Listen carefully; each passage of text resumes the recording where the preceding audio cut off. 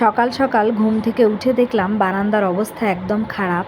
ঝড় বৃষ্টিতে বারান্দা ধুলোবালি দিয়ে একদম ভরে গিয়েছে।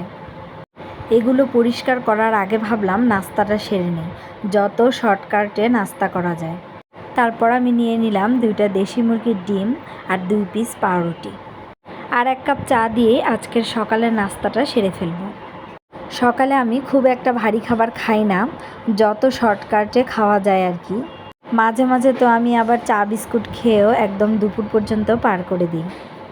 যদিও চা কিন্তু স্বাস্থ্যের জন্য একদমই ভালো না, তারপরও সকালে 1 কাপ চা না খেলে কেন জানি দিনটা ভালোই যায় না। আর সারাদিন না খেলেও চলবে, তবে সকালে 1 কাপ চা খেতেই হবে।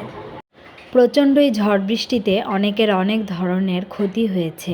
পশু পাখি মারা গিয়েছে, আবার অনেকের বাড়িঘর ডুবে গিয়েছে পানিতে। মহান আল্লাহ যেন ক্ষতিগ্রস্ত সকলকে ধৈর্য বাড়িয়ে দেন, আমিন। আর এদিকে আমি 2টা দেশি মুরগির ডিম পোস্ট করে নিয়েছি আর 2 পিস পাউরুটি এপিটোপিট করে ভেজে নিচ্ছি। তারপর আমি চা বসিয়ে দেব। আর আমি যখনই চা খাই তখনই মেয়ে দৌড়ায় এসে পড়ে, মা আমাকেও কিন্তু 1 কাপ চা দিবা।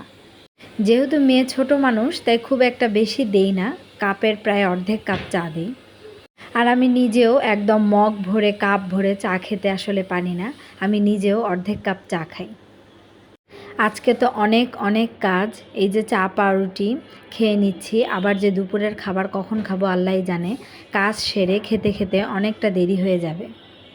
আমার কোনো হেল্পিং হ্যান্ড নেই, সংসারের সব কাজ আমি নিজ হাতেই করি, তাই তো প্রায় সময় কাজ সারতে সারতে অনেকটা দেরি হয়ে যায়। তার মাঝখানে আবার খুলেছি এই পেজ। ভেবেছিলাম পেজ চালানো হয়তোবা খুব একটা কঠিন কাজ না, ভিডিও করব আর পাবলিশ করব। কিন্তু খোলার পর বুঝতে পারলাম বাবারে বাবা, এর চেয়ে কঠিন আর ধৈর্যের কাজ পৃথিবীতে মনে হয় আরেকটা নেই। তো যাই হোক, জীবনে কিছু করতে চাইলে তো আর সোজাভাবে করা যাবে না, অবশ্যই কষ্ট করতে হবে। যত বেশি পরিশ্রম করা যাবে তত বেশি জীবনে সফল হওয়া যাবে। পরিশ্রমই তো সাফল্যের চাবিকাঠি। তো যাই হোক, সকালের নাস্তা খাওয়া শেষ করে এবার আমি নেমে পড়ব আমার কাজে। কাজ শুরু করার আগে অবশ্যই একটু আরাম করে মা মেয়ে চা খেয়ে নেব।